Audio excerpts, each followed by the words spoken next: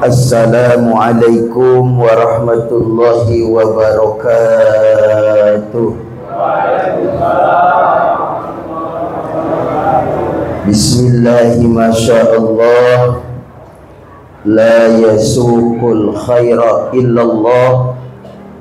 Bismillahi masyaallah, la yasrifu su'a illallah. Bismillahi masyaallah, ma kana min nikmatin faminallah.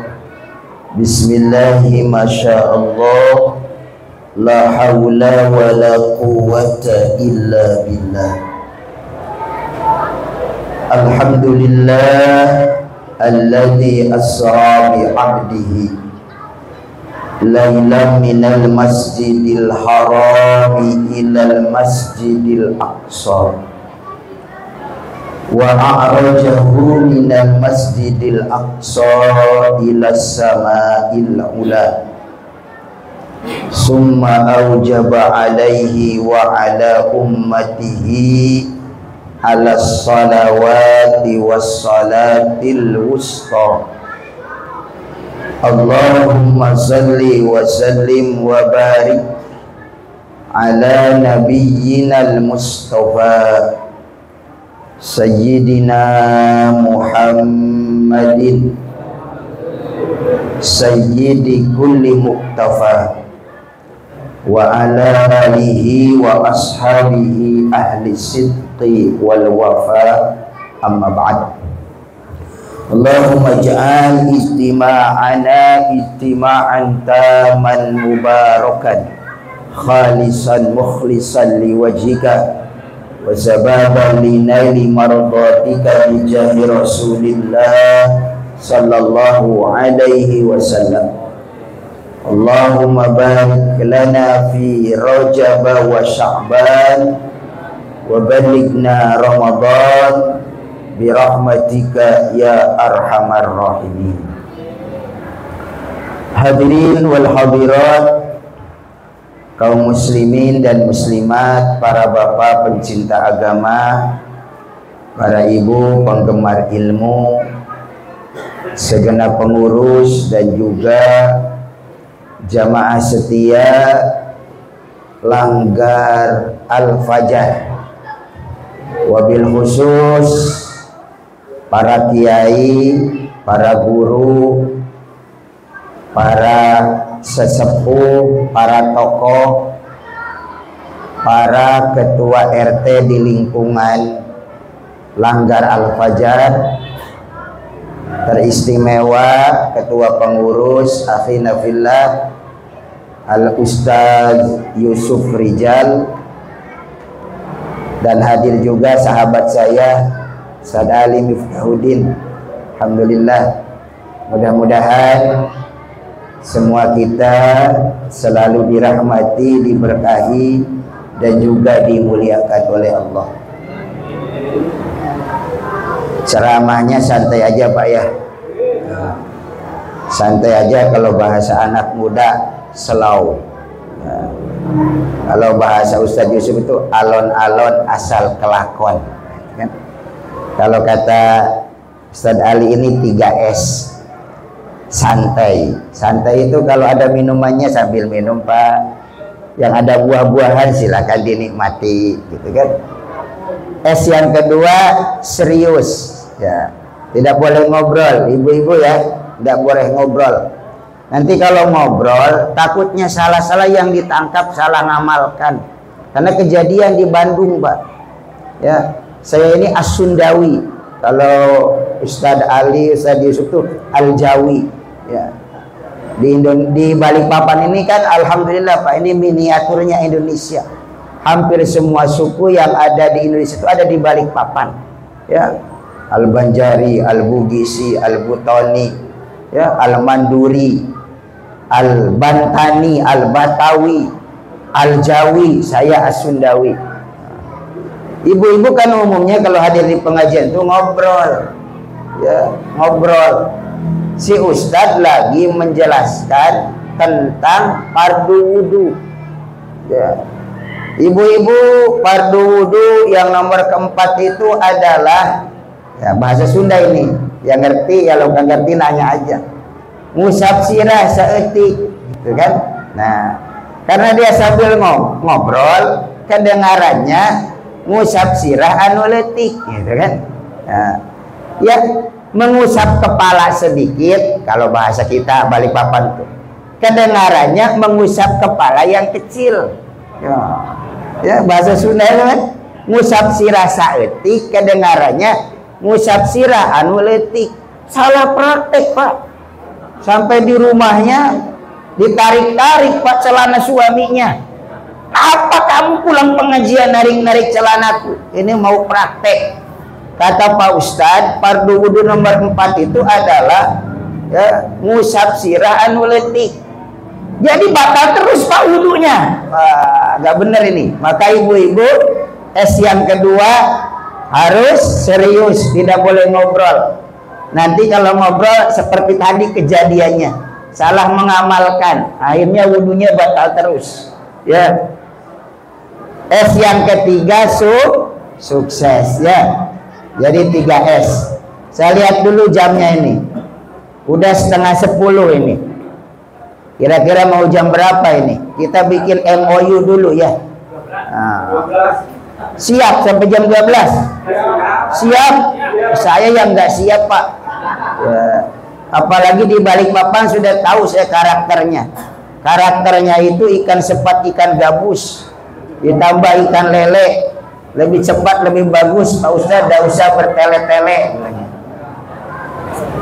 Memang dalam agama juga kita juga, Pak, salah satu sebab dicabut berkahnya ilmu itu kalau disampaikan kepada orang yang tidak begitu siap menerimanya. Duduknya kelamaan, asam uratnya kambuh, gelisah, kapan selesainya?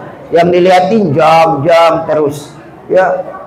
Atau mungkin tadi belum makan sore, kotakan udah dapat. Ini lapar ini, kapan selesainya? Tidak fokus ya. Atau mungkin kelamaan, terlalu malam ngantuk. Jangan sampai juga kelamaan, kemalaman sholat subuhnya malah lewat. Jadi ya mungkin biasanya setengah jam, paling lama 1 jam sedang ya, sedali ya. Iya, saya juga ini kan ketiga kalinya hari ini ceramah, apalagi yang siang tadi itu di Wana Wisata Kebun Bambu. Jadi orang Islam Mi'raj di sana, Pak. Ya, ada. Sambil menikmati indahnya pemandangan di sana. Subhanallah. Bapak Ibu yang dirahmati dan dimuliakan oleh Allah Subhanahu wa taala, berbicara tentang peristiwa Isra Mi'raj ini hubungannya dengan keimanan. Ya. Kalau percaya berarti masih ada iman, Pak. Kalau enggak percaya berarti tidak punya iman. Maka peristiwa Isra dan Mi'raj itu bagi orang-orang terdahulu di masa Nabi ini ujian. Jadi Nabi bisa melihat mana yang punya iman, mana yang tidak punya iman, mana yang kuat, mana yang lemah. Itu ketahuan. Ya. Kalau Abu Jahal, Abu Lahab, Abu Sofyan kala itu dan Abu lainnya, Abu Gosok aja yang nggak ada, kelompok Abu itu, ya, ketika diomongkan, Muhammad sahabatmu itu, ketika diomongkan kepada mereka bahwa, mohon maaf, bahwa Muhammad itu telah melalui atau sudah melalui perjalanan Isra dan Mi'raj, baru bicara dari Masjidil Haram ke Masjidil Aqsa saja mereka sudah tidak percaya. Mereka malah mengatakan kepada Nabi tukang bikin hoak. Kalau bahasa sekarang itu kan ya, Nabi pendusta, Nabi bikin hoak. Masa bilangnya malam tadi dari Masjidil Aqsa, paginya udah ada lagi di Mekah. Mereka tidak percaya. Ya. Tetapi kalau dikatakan, ketika dikatakan kepada Sayyidina Abu Bakar, ya, langsung Abu Bakar itu membenarkan kalau memang Muhammad yang cerita, kata Abu Bakar, lebih dari itu pun saya percaya. Maka digelarilah Abu Bakar itu As-Siddiq. Para orang lain mendustakan, Abu Bakar, sahabat Nabi Sayyidina Abu Bakar itu membenarkan perjalanan Isra dan Mi'raj ini. Nah, bagi kita juga yang hidup di era sekarang, ya, meskipun mungkin kalau kita berbicaranya di era sekarang itu sedikit bisa diterima dengan akal intelektualitas manusia, perjalanan Nabi yang jaraknya jauh tapi waktunya singkat ini karena sekarang kita hidup di zaman teknologi. Bayangkan sekarang itu ada pesawat jenis olang-alik yang konon katanya kecepatannya itu 3000 km per detik. Ya. Pesawat komersial saja yang biasa kita naiki itu umumnya kecepatannya 1000 km per jam. Nih kita yang biasa ke Jakarta, itu ke Jakarta itu jaraknya kurang lebih 2000 km. Ditempuh dengan durasi waktu 2 jam. Jadi rata-rata 1000 km per jam. Masjidil Haram, Masjidil Aqsa itu kurang lebih 1500 km. Jadi kalau pakai pesawat komersial yang biasa kita naiki itu kurang lebih 1,5 jam nyampe.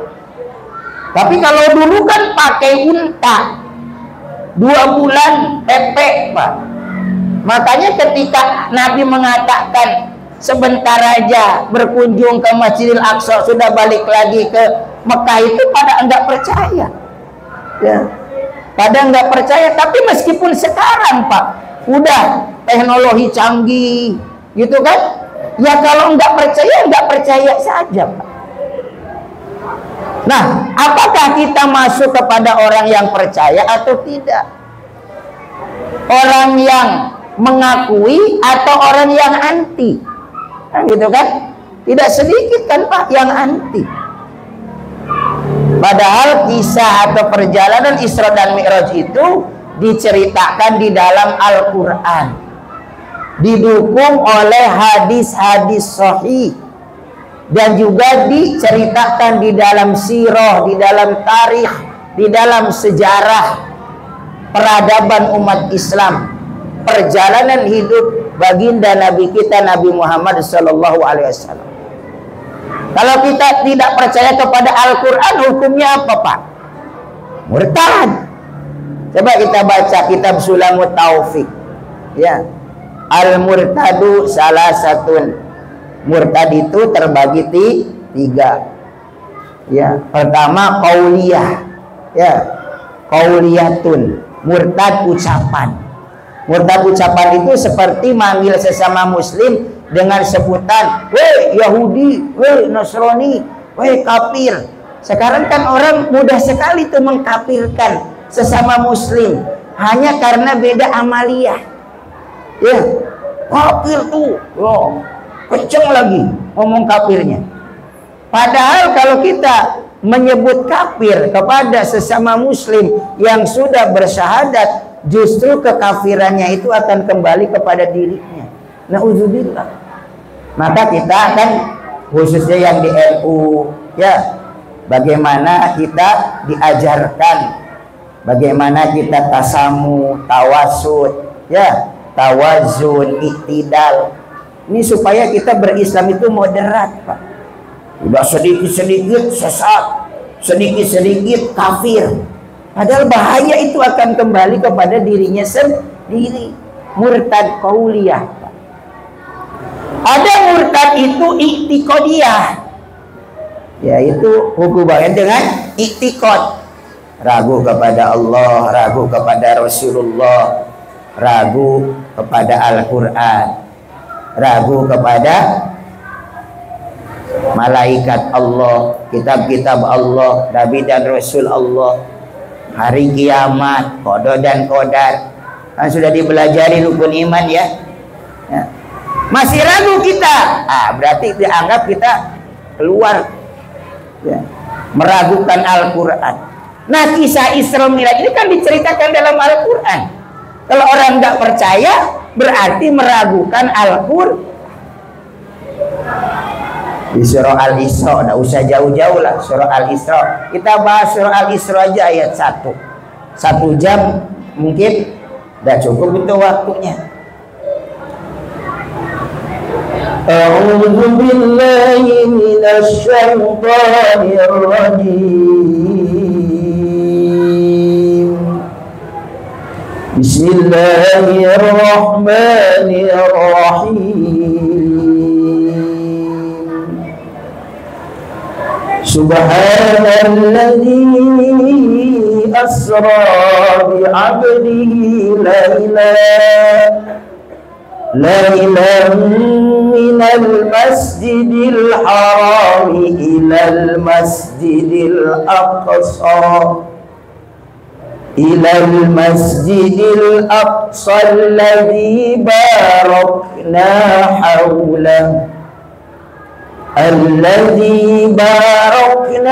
hawlahu linuriyahu min ayatina innahu huwas sami'ul basir. Bacanya juga panjang Pak kalau pakai lagu ya. Ini diceritakan Pak, bahkan diawali kalimatnya itu dengan kalimat tasbih. Subhana, tuh kan? Ini dari mulai awal aja udah kelihatan. Peristiwa atau kandungan ayat ini berisi peristiwa yang luar biasa Pak. Makanya diawali dengan kalimat tasbih. Ini kalau kita mengkaji ilmu balaghah namanya babadi. Ini termasuk badi tauriyah. Ayatiyal mutakallimu fi awali kalamihi bima yushiru bimaksudihi. Mutakalim yaitu Allah ya memberikan isyarat. Di awal udah disimpan subhana itu pasti yang diceritakan peristiwa hebat. Ya. Kalau kita melihat sesuatu yang menakjubkan kan biasanya apa yang terucap? Subhanallah. Ya. Dalam ilmu ma'ani itu kan kalimat subhan itu kalimat ta'ajubiyah, kalimat yang menunjukkan kekaguman. Lihat misalnya fenomena alam seperti apa itu tanda kebesaran Allah seperti gerhana lah, ya gerhana matahari, gerhana bulan, ya baik gerhana sebagian atau gerhana total. Misalnya kita kan ramai itu mengamatin, bukan hanya mengamatin tanpa tasbih Pak. Tapi di situ ada apa? Ada tuntunan dari agama kita. Ya, ucapkanlah kalimat thayyibah berupa kalimat subhanallah, tanda kebesaran Allah. Atau mau lengkap Rabbana ma khalaqta hadza batila subhanaka faqina azabannar. Maha suci Allah. Ya. Rabbana ya Tuhan kami ma khalaqta hadza batila, tidaklah engkau ciptakan ini semua sia-sia, maha suci engkau, maka peliharalah kami dari siksa api neraka. Nah, diawali dengan kalimat tasbih itu bukan tanpa tujuan Pak. Ini jelas memberikan isyarat. Dari awal ayatnya pun ini peristiwa yang luar biasa Pak. Akal manusia gak bakal nyampe kalau nggak punya iman Pak. Jadi peristiwa Sulaiman itu tidak bisa dicerna oleh akal intelektualitas manusia, tetapi hanya bisa diterima dengan iman. Ya, ini hubungannya dengan keimanan Pak. Ya. Tasbih. Maka pelajaran pentingnya adalah ya, dari ayat ini bagaimana membiasakan bertasbih. Ya. Ada dua kalimat kata Allah kan, kalimatani. Ada dua kalimat ya, khafifatani fil lisan, sakilatani fil mizan, habibatani ala rahman. Ada dua kalimat aja Pak, dua kalimat, tapi bikin berat di timbangan, pada ringan diucapkan Pak, dan dicintai oleh Allah yang Maha Rahman. Apa itu? Kalimat tasbih dan tahmid. Jadi pelajaran berharganya itu Allah aja memberikan pelajaran tuh. Ayatnya diawali dengan kalimat tasbih. Maka jurusnya Ustadz Arifin Ilham itu yang menyentuh itu kan biasanya tasbihnya. Subhanallah walhamdulillah wala ilaha illallah wallahu akbar. Ini ciri khas beliau. Al-Maghfurlah Ki Haji Ustadz Muhammad Arifin Ilham. Lahul Fatihah.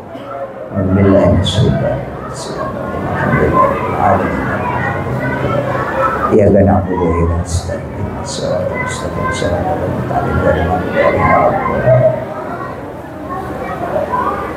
berikutnya subhanalladzi asra. Nah, Pak, asra itu kalau kita belajar ilmu shorof itu masuk kepada sulasi majid, warna awal bab awal, ya.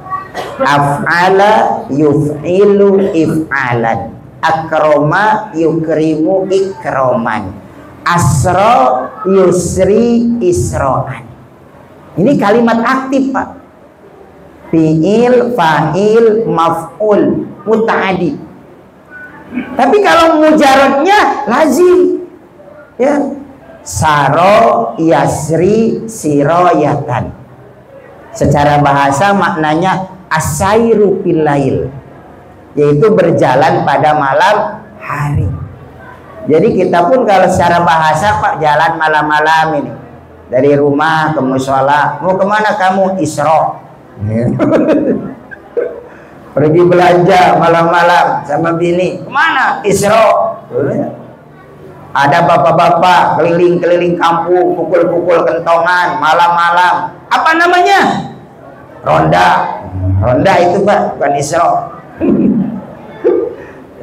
Secara bahasa Isra itu berjalan malam.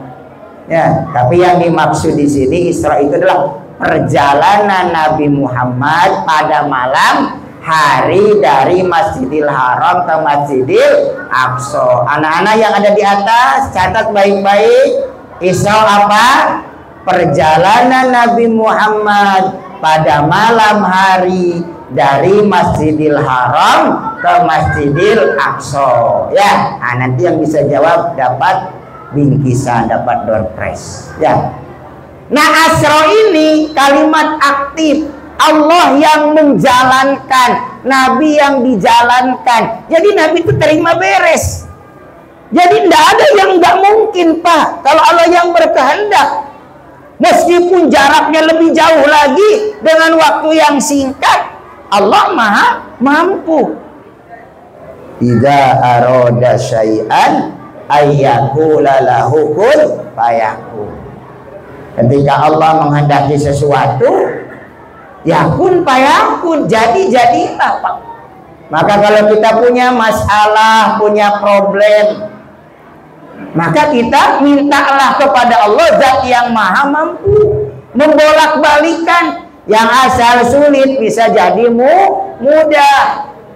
Punya masalah nanti dikasih solusi oleh Allah.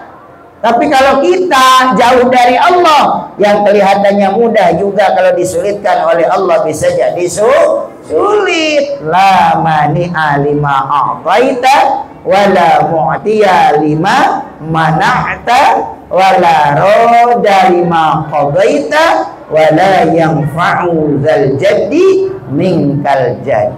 Maka ini kan jadi wirid rutin. Ini wirid Rasulullah itu. Ya, habis sholat atau kapanpun baca ini. Ya. Asra bi'abdihi. Nah, bi'abdihi, maha suci Allah yang telah menjalankan hambanya.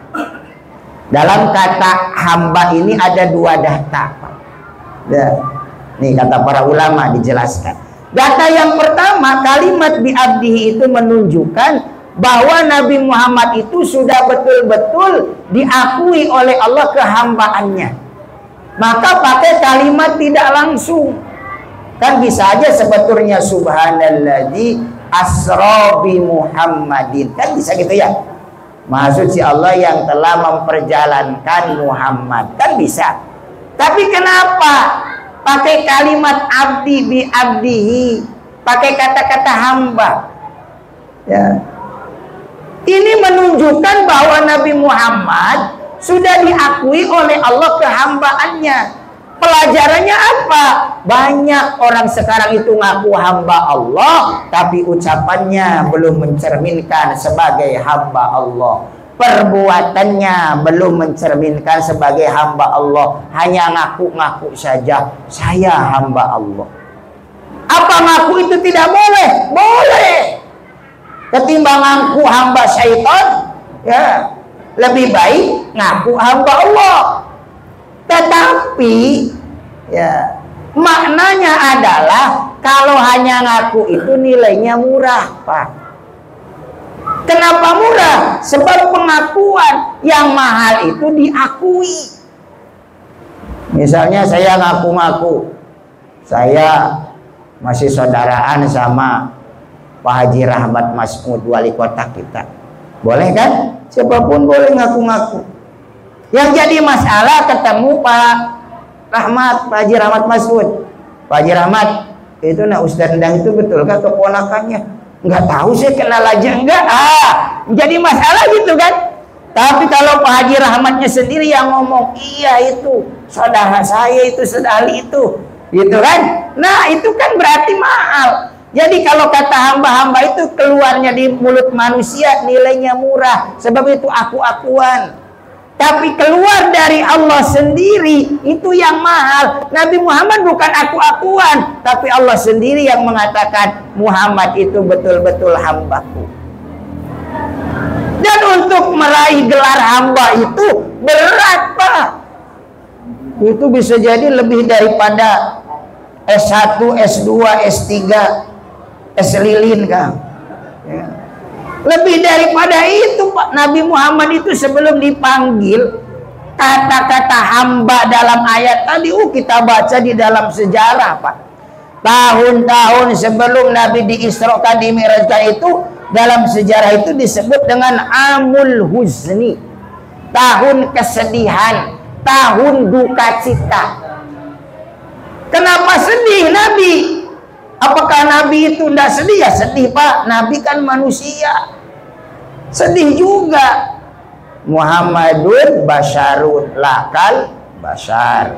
Muhammad itu manusia dalam beberapa hal ya sama seperti sedih, yang makan, ya sakit, ada, Pak. Makanya adalah satu sifatnya yaitu al-a'radul basyariyah, sifat yang jaiz. Ya, beliau makan, beliau minum, beliau tidur. Tapi beda dengan kita. Ya.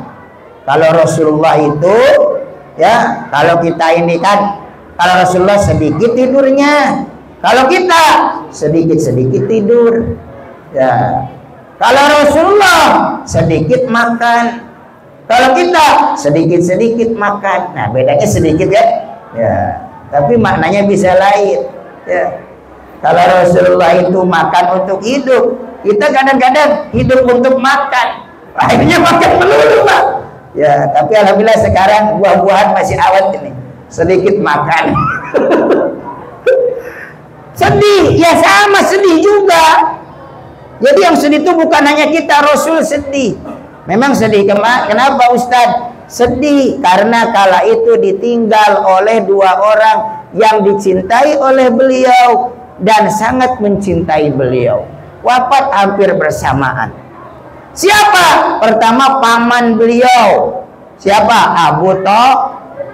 Abu Thalib. Abu Thalib ini bukan hanya paman, Pak, tapi juga plus sekaligus ayah bagi Nabi Muhammad. Karena Nabi Muhammad lahir kan sudah nggak ada ayah. Pindah ke kakeknya, usia 8 tahun, kakeknya juga meninggal.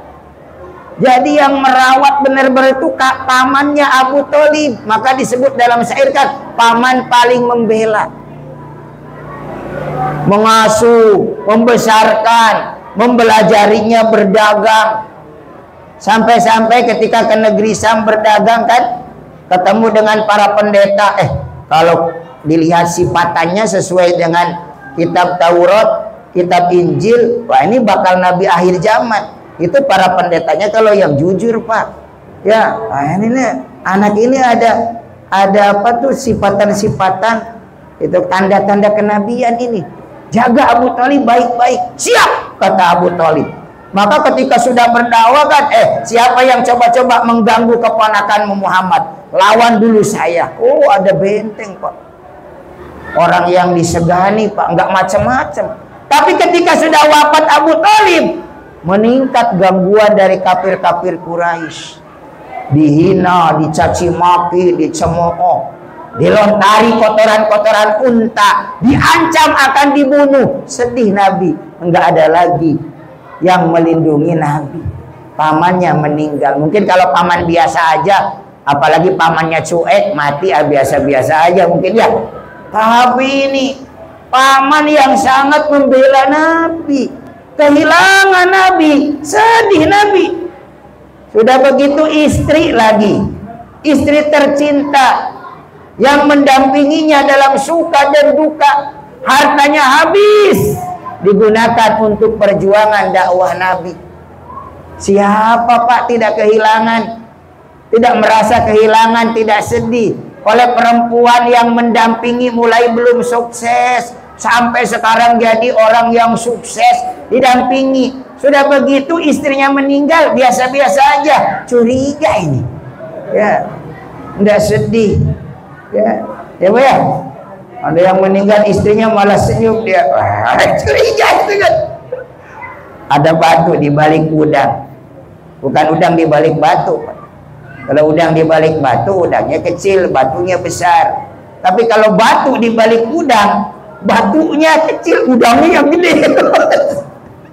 Meninggal istrinya malah ketawa, cengengesan. Gitu kan. Ada apa ini? Nabi sedih ditinggal wafat pamannya, ditinggal wafat istrinya. Tapi tidak baik berlarut-larut dalam kesedihan. Ya, makanya kita juga kalau sedih, ya, refreshing, Pak, refreshing.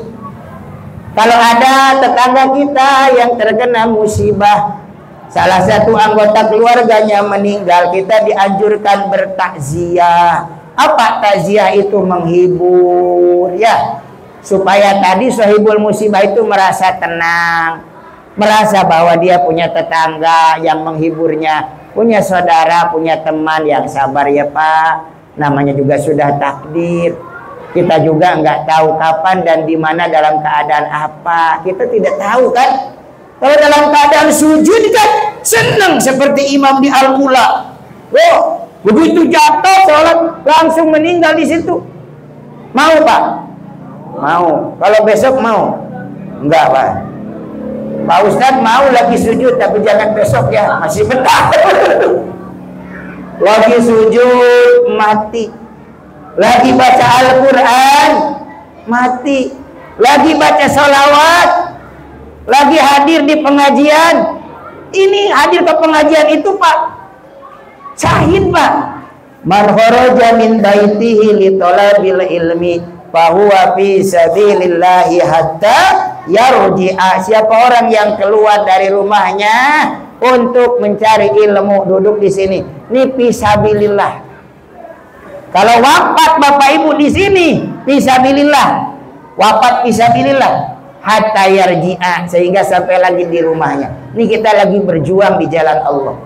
Karena pergi ke pengajian itu, Pak, ya, bawaannya lemes, lemah, letoy, loyo, betul, Pak ya? Coba kalau berjamaah, Pak, meskipun rumahnya dekat musola, rumahnya dekat masjid, Pak, tapi kalau enggak ada pertolongan Allah, berat, Pak. Tapi kalau jauh ada pertolongan Allah, ini panggilan iman, terasa dekat. Jauh terasa dekat, berat terasa ringan. Kalau yang bicaranya iman. Gitu, Pak. Oh, saya harus minum dulu kayaknya nih. Udah kering tenggorokan. Sedali, silahkan. Bismillah.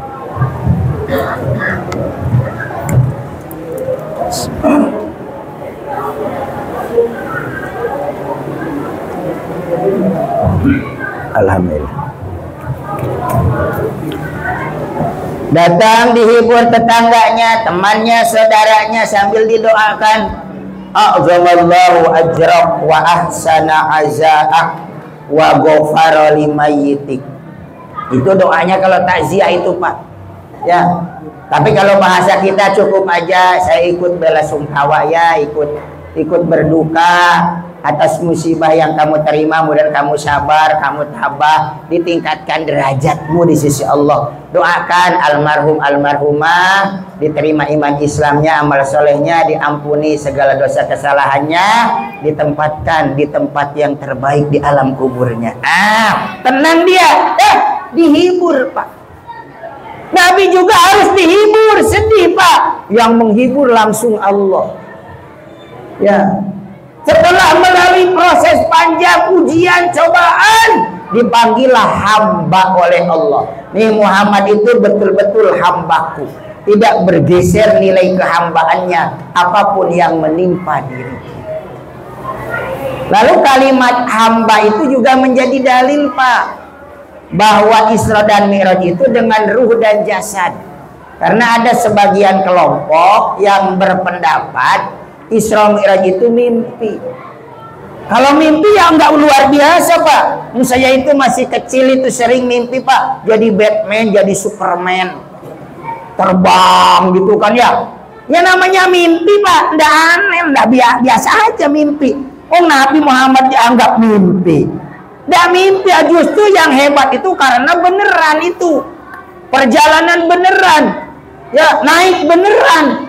Ruh dan jasad. Orang dipanggil hamba itu kan kalau ada ruhnya, ada jasadnya. Kalau jasad enggak ada ruh, namanya apa? Mayit. Ada jasad tanpa ruh, ruhnya sudah enggak ada. Namanya apa, Pak? Mayit. Ada ruh, enggak ada jasadnya. Bisa jadi namanya pocong. Orang dipanggil hamba itu ada jasadnya, ada ruh. Jadi Nabi Muhammad kenapa dipanggil hamba? Karena perjalanan Isra dan Mi'raj itu jasadnya, ruhnya sekaligus berjalan dan diangkat oleh Allah. Ini jadi dalil, Pak. Nggak usah banyak-banyak dalil, itu aja sudah cukup, Pak, untuk menolak mereka yang beranggapan Isra Mi'raj itu hanyalah mimpi. Ya. Lailan, di waktu malam. Kenapa malam dipilih oleh Allah? Karena malam itu waktu yang tepat untuk berkomunikasi, berdialog, bermunajat dengan Allah. Maka Allah kan menyuruh kita malam-malam bangun. Masih surah Al-Isra. Wa minal laili fatahajjad bihi nafilatan lak asa ayyab'atsaka rabbuka maqaman mahmuda. Kan gitu. Dan dari sebagian malam bangunlah. Bangun. Ya bangunnya bukan hanya sekedar bangun, Pak. Bangun, ambil air wudhu, lalu sholat menghadap Allah, curhatlah kepada Allah. Waktunya tepat, Pak, karena orang lain itu terlelap tidur, kita komunikasi dengan Allah, maka mudah sekali diterimanya. Kalau kita nelpon Allah siang-siang, jaringan padat, jaringan sibuk. Tapi kalau nelpon malam-malam, SLJJ, sambungan langsung jarak jauh, langsung nyambung, Pak. Yang lain pada tidur, dia nelpon sama Allah. Ya Allah, belum dapat jodoh, ya Allah. Yang masih jomblo, siapa tahu ya, minta sama Allah malam-malam. Nomor teleponnya berapa? 2222221.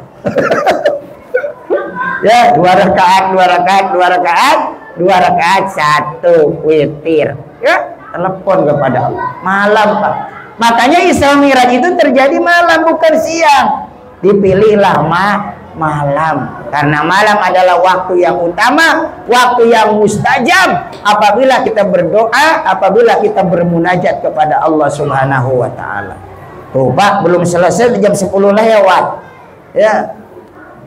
Lailan minal Masjidil Haram ilal Masjidil Aqsa. Isra itu, perjalanan Nabi itu melibatkan 2 masjid terlama di dunia. Jadi di bangunan Masjidil Haram, Masjidil Aqsa itu sudah ada dari semenjak zaman Nabi Adam alaihi salam. Jadi kalau cerita Isra itu tidak ada Masjidil Aqsa, nggak jadi, Pak. Makanya duka di sana, duka kita juga Pak umat Islam. Ya, diganggu sana, kita juga paling tidak doa Pak. Ya, doa bagaimana Allah memberikan kekuatan kepada umat Islam untuk mempertahankan Masjidil Aqsa. Ya. Masjidil Aqsa, Masjidil Haram itu dua bangunan yang sudah ada semenjak zaman Nabi Adam. Sahabat Nabi Abi Dzar radhiyallahu ta'ala an pernah bertanya kepada Rasulullah, "Ya Rasulullah, ayyu masjidin wudi'a fil ardi awal?" Ya Rasul, masjid apa yang pertama kali dibangun di permukaan bumi ini? Kata Nabi kita, Al-Masjidul Haram. Summa ayun, lalu apa lagi ya Rasul? Masjid apa lagi? Al-Masjidul Aqsa. Kam bainahuma, berapa lama jarak di antara keduanya ya Rasul? Arba'una sanatan, jaraknya 40 tahun. Jadi 40 tahun setelah bangunan Masjidil Haram, bangunan Masjidil Aqsa. Ya, Nabi Adam umurnya 1000 tahun Pak. Dia mengatakan 950 tahun. Ya, pokoknya antara itulah. Ini jaraknya cuma 40 tahun. Dua bangunan itu sudah ada di zaman Nabi Adam alaihis. Dan dua bangunan itu mendapatkan keutamaan berbeda dibanding masjid-masjid yang lain. Makanya Nabi kita mengatakan kan, la tasyuddur rihal illa li salasati masajid. Tidak boleh kita melakukan perjalanan jauh berbondong-bondong cari masjid sana, cari masjid sini, masjid mushola dekat rumah dibiarkan kosong. Kan ada ya orang, sana ke sana. Ya kalau tujuannya silaturahim nggak apa-apa. Aduh, ada kiai dari Jawa di Atakwa sholat di sana sekalian, nggak apa-apa. Ada ustadz di Islamic Center sekalian sholat di sana, monggo, nggak apa-apa. Tapi kalau niat mencari keutamaan itu dilarang oleh Nabi. Kenapa? Semua masjid itu sama nilainya Pak. Di sini di apa itu Al-Falah ya 1. Lari ke Atakwa 1 rakaat 1 sama. Lari ke Islamic Center 1 rakaat 1. Di Musola Al-Fajar 1 rakaat 1. Lari ke Jakarta apa tuh Istiqlal 1 rakaat 1. Jadi tidak layak kita umat Islam itu masjid dekat rumah malah sepi. Ya, padahal masjid dekat rumah itu kita yang ditanya nanti di hadapan Allah. Kenapa masjid di dekat rumahmu kamu diamkan, tidak kamu makmurkan, dikosongkan? Padahal ini adalah masjid kita, dari kita, oleh kita, untuk kita. Dilarang oleh hadis itu Pak. Terkecuali kalau Bapak sholat subuh besok saya enggak di Musola Al-Fajar. Memangnya mau kemana? Saya sholat subuhnya di Masjidil Haram. Nah itu baru boleh. Tapi harus megang uang 40 juta. Ya silakan aja, enggak apa-apa. Kenapa? Kalau di Masjidil Haram 1 rakaatnya nilainya 100.000 rakaat. 1 rakaat di sana itu sama dengan 100.000 rakaat di Musola Al-Fajar. Jadi boleh meninggalkan Musola Al-Fajar kalau mau sholat di Masjidil Haram. Karena beda derajatnya. 1 berbanding 100.000. Ya.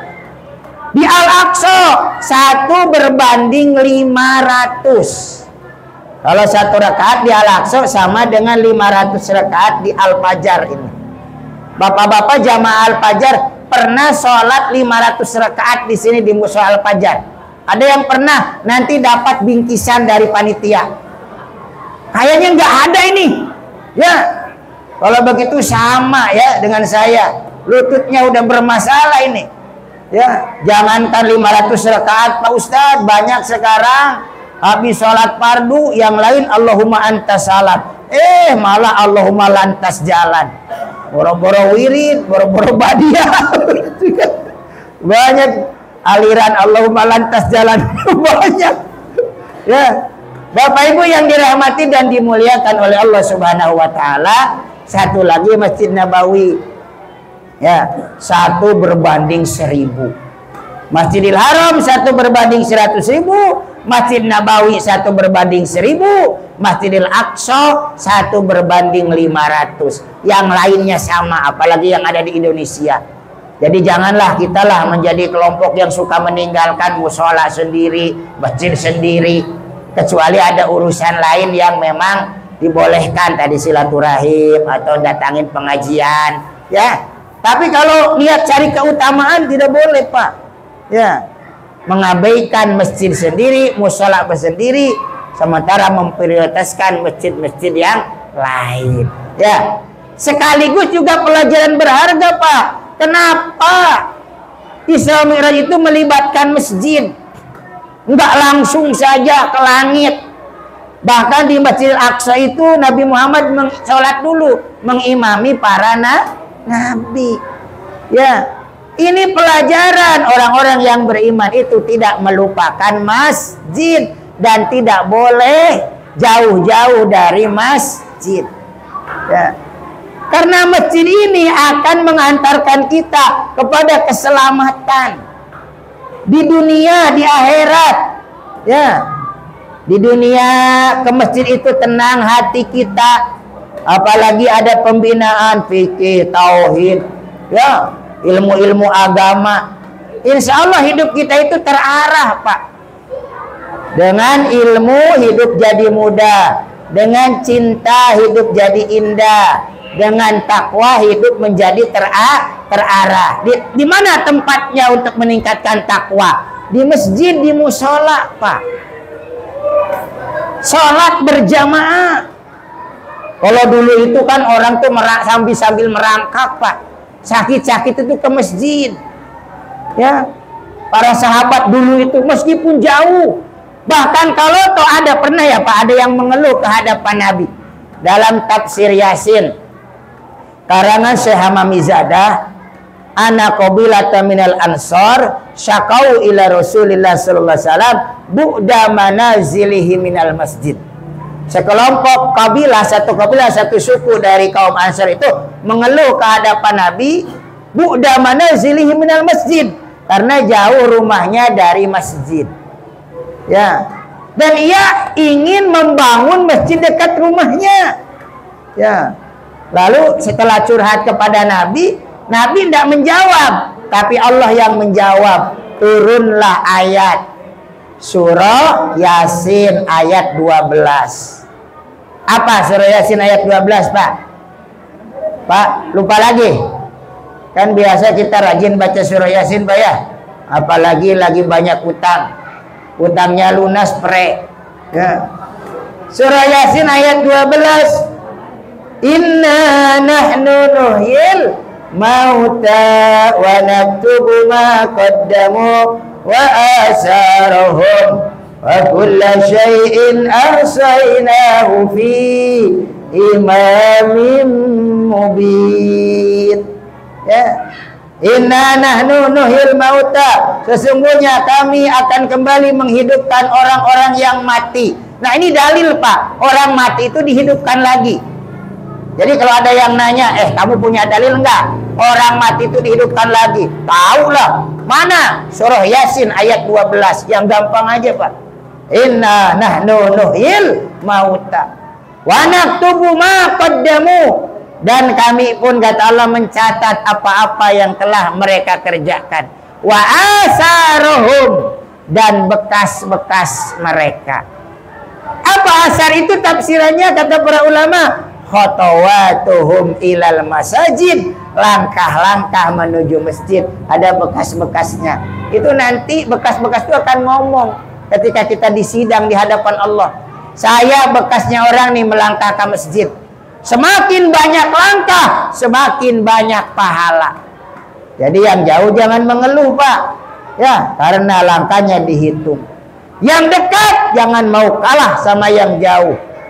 Wantidharus shalah ba'da shalah, menunggu sholat setelah sholat. Makanya masjid, Pak, ya, Isra Mi'raj dari masjid ke masjid, ini pelajaran berharga. Mari kita makmurkan masjid, mari kita ramaikan masjid, khususnya dengan sholat berjamaah. Kalau hanya begini, misalnya, saya yakinlah rata-rata kalau maulid Nabi, Isra Mi'raj, ya banyak lah, ya. Tapi untuk sholat berjamaah ini masih tanda tanya, Pak. Ya, jadi janganlah kita menjadi aliran sesat. Tapi kalau aliran sesat pasti nggak ada lah. Kalau yang hadir di sini.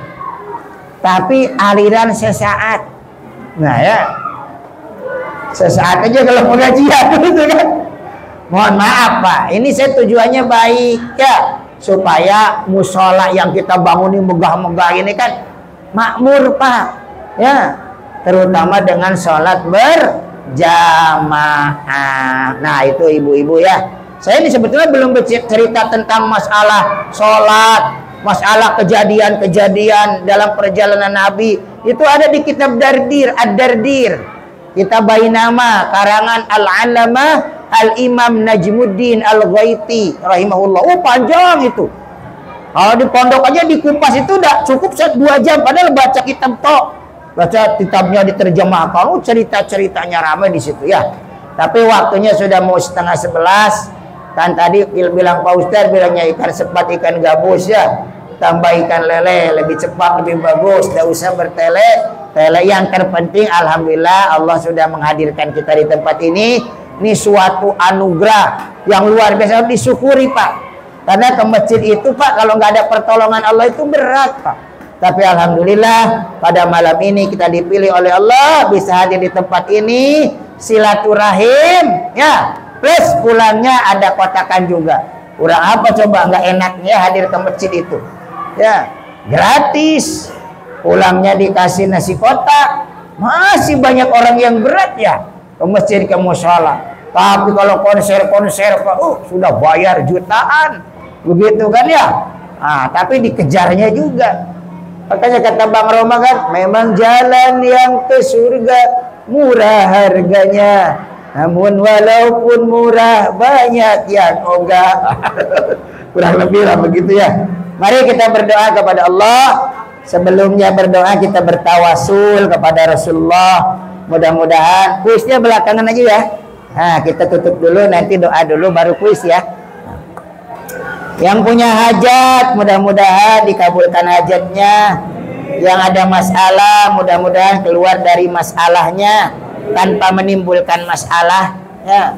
Yang ada dalam kesulitan diberikan solusi oleh Allah ya. Yang belum dapat jodoh segera dapat jodoh ya. Yang belum dapat anak mudah-mudahan dapat anak. Yang pengen dapat cucu ya, mudah-mudahan segera dapat cucu. Usahanya dilancarkan, dimudahkan, rezekinya dilancarkan, keluarganya diberkahkan, ilmunya manfaat, maslahat dunia dan akhirat.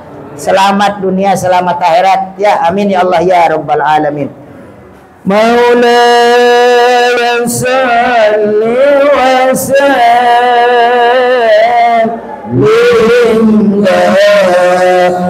iman abada ana habibika khairil hal kullini huwal habibul ladzi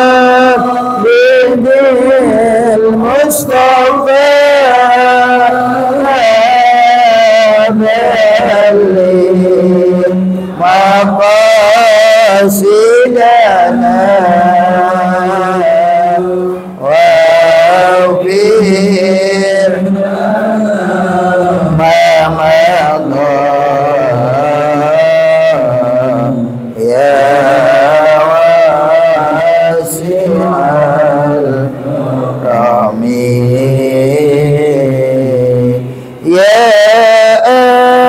arhamar rahimin ya arhamar rahimin ya